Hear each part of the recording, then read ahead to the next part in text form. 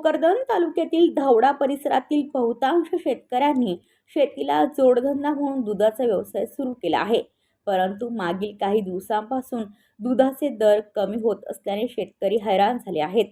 धावडा परिसरातील 6 केंद्रांवर दररोज 2,500 लिटर दुधाचे संकलन होत आहे.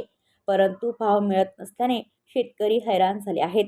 भोकरदन तालुक्यातील परिसरातील धावडा, भोरखेडा, वडोदतांगडा, पोखरी, बिझोरा, वाढोणा, जाळीचा देव, वालसावंगी, शेलूद, लिहा, पद्मावती, वडाळी, टाका, मेहेगाव येथील शेतकरी मोठ्या प्रमाणात दुधाचा व्यवसाय करतात.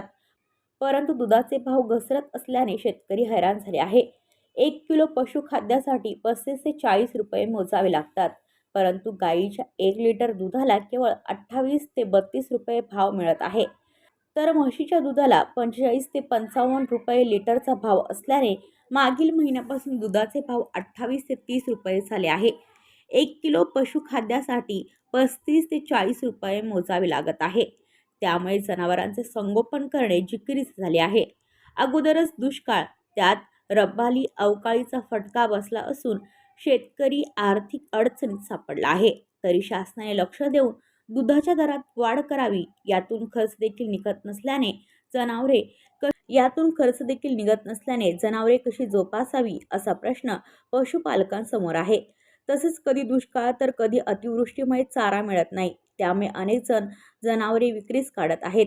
तसेच धावडा, वडोदतांगडा, भोरखेडा, वाढोणा, जाळीचा देव या 5 गावांतील 6 दूध संकलन केंद्रांवर 516 शेतकऱ्यांकडून दररोज सकाळी 2,612 लिटर व संध्याकाळी 2,043 लिटर दूध दररोज संकलित केले जाते व ते दूध जळगाव जिल्ह्यातील फतेपूर केंद्रावर पाठवले जात आहे, अशी दूध विक्रेते शेतकरी राजू शहा यांनी माहिती दिली आहे.